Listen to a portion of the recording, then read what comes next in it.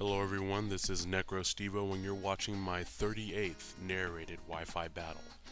This is a battle using again my Persona team against Index yet again.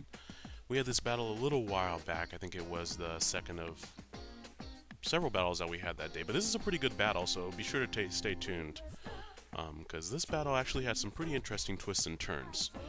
For this battle, she starts off with her melodic, and I started off with my Scarf Victini. I didn't think I could kill it in one shot, so I went into my own melodic. She just goes straight for the Surf. Seeing that her melodic had Surf instead of, say, Scald, I figured it was more offensive, so I went for Toxic. That is good and bad since Toxic activates the Marvel skill, although that does help wear down melodic and force it to rest or recover up. Right there she went for Ice Beam, I think expecting a switch to something else on my team perhaps. But I just stayed in, went straight for it, which is fine by me. Right here I switch out into Audino because I saw this as an opportunity to start setting up some screens. And she went out into Raikou. I knew that Raikou, especially since it's the shiny event one, can get Aura Sphere. But I knew I could live one because it's not stabbed and Audino just has so much HP. Yukari does a great job supporting this team, and I'm able to fortunately sponge that hit, set up the light screen, and I'll get a third of that HP back when I switch out activating Yukari's Regenerator ability. So that's exactly what I do. I switch out into Aigis expecting either a Thunderbolt expecting to switch or another Aura Sphere.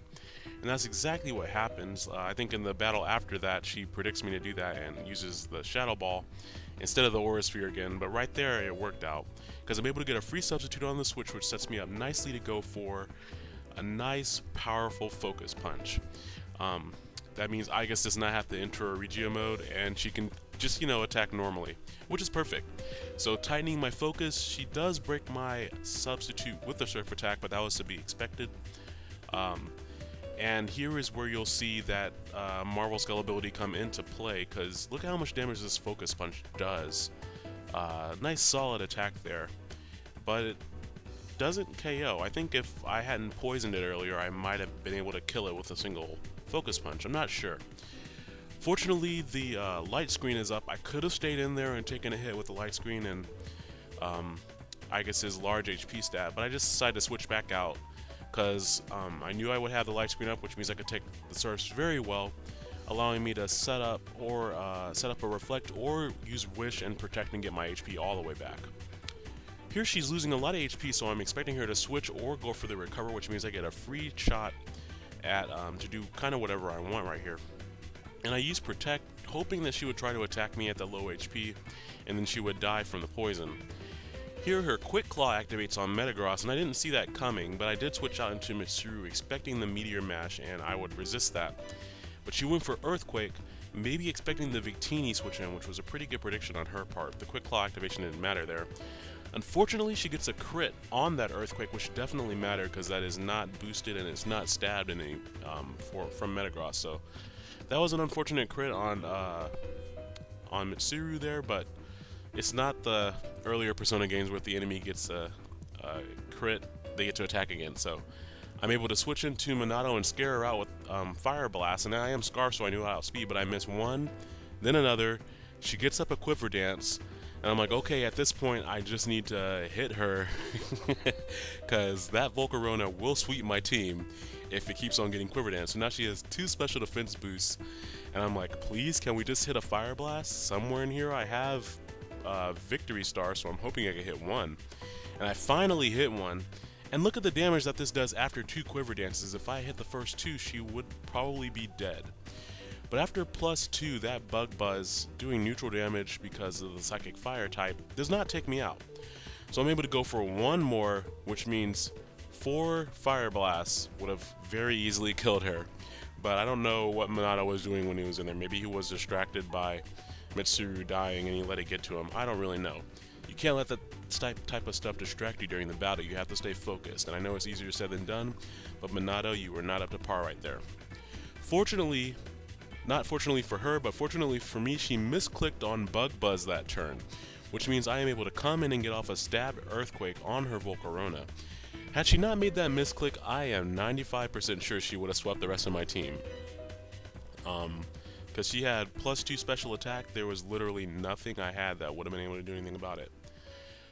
She brings out her Zoroark right here, and I switch into Akihiko expecting whatever dark attack she wanted to go for, and she goes for Dark Pulse, which is fine. No real big deal because Akihiko has great special defense, and I also resist it. So she would have actually outsped if she wanted to go for another move, but I was expecting her to switch out to Metagross, so on this turn I used Close Combat because I did not think she would stay in and attack me again because it's a Fighting type versus a Dark type. And since I know I'm able to put it below half of its HP, I can now use this opportunity to swap out and come back in later, hopefully. Even though I'm missing some key members of my team right now, this battle was not insalvageable. And despite the little bit of hacks that I played in and the misclick, we were still having fun. I was expecting to be able to live whatever Earthquake she went for, or Meteor Mash because of physically defensive Audino, and then go for a Wish and then switch out into something else. Fortunately, she misses the Hammer Arm. I've had Audino live Hammer Arm before, but I don't know if I would have lived it from that HP.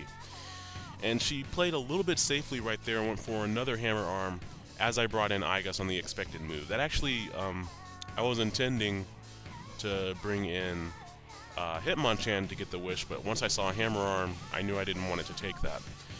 She switches out into Entei to Death Fodder it on the Earthquake. I'm not sure why. She had to have known the Earthquake was coming, but I guess she would prefer to have Metagross instead of Entei. So, you know, you have to make those decisions during the battle. Fortunately, Igus is performing pretty well during this battle. I really like Golurk. It's hard to fit it into a regular standard team, but with a little bit of prediction, he can be played pretty well around his immunities to electricity and normal and fighting type attacks. So right here, I was expecting another Surf attack. Based on how I took it earlier, I knew I could take one. So I switched back out into Yukari. Audino is a real trooper on this team, taking a lot of hits. Here, just like last time, I went for the Protect, hoping that she would try to finish me off with that little HP, and that's exactly what she tries to do. So that means on the next turn, she will be forced to recover or she will die from poison. Knowing that, I'm able to switch out into something else, which here I switch out into Akihiko, knowing that she's not going to want to attack again. And with that free switch, I can use this time to break out the big guns and go for agility. I have not really had a chance to use Akihiko's speed training that he got from, you know, boxing so much, and really go for an agility sweeping Hitmonchan here. So here she switches out. She really should have stayed in and attacked me right there, but I knew I could live the Surf if she did go for it, and I just stay right in here and I go for agility, which is perfect because now I outspeed every Pokemon that she has remaining on her team. The Zoroark, the Raikou, the Metagross, I outspeed them all. I go for Close Combat, right in beat with the music on the Raikou right there, and that's going to wipe it away. There's no chance that it was going to live that, no crit even necessary after the Life Orb boost, and that is one down. Now I believe she sends out Metagross, and earlier I did over half with a single Close Combat, so I know that another one is going to kill it very easily, barring some weird min-max damage variations. And that means that this match is in the bag, because her last Pokemon is Zoroark, who does not have a chance to outspeed and is critically weak to the Close Combat. So thank you, Index, for the great battle. I really enjoyed it. I think she actually had another Pokemon left, if I'm not mistaken. She may have. But I still enjoyed the match, Index. You proved to be a very formidable opponent, and I really have to put on my thinking cap when I'm battling you. So thank you for the match. If you all enjoyed the match, be sure to like the battle, and be sure to subscribe. Oh, she did have another one left. It was Melodic. Let's see. After the Marble Scale boost, I still don't think that it can live a Close Combat. And I had Thunder Punch, but at that point I was on a roll with the Close Combat, so I just went with it. But if you all would like to see me make another theme team, let me know. I have another theme battle coming up here in a little while that my friend David and I both built theme teams, so you'll get to see that in the future. But I hope you all enjoy these battles. I'm going to start uploading a little bit more frequently this week, as I am hopefully caught up on my studies for at least a few days. So I hope you all had great long weekends and have a great day.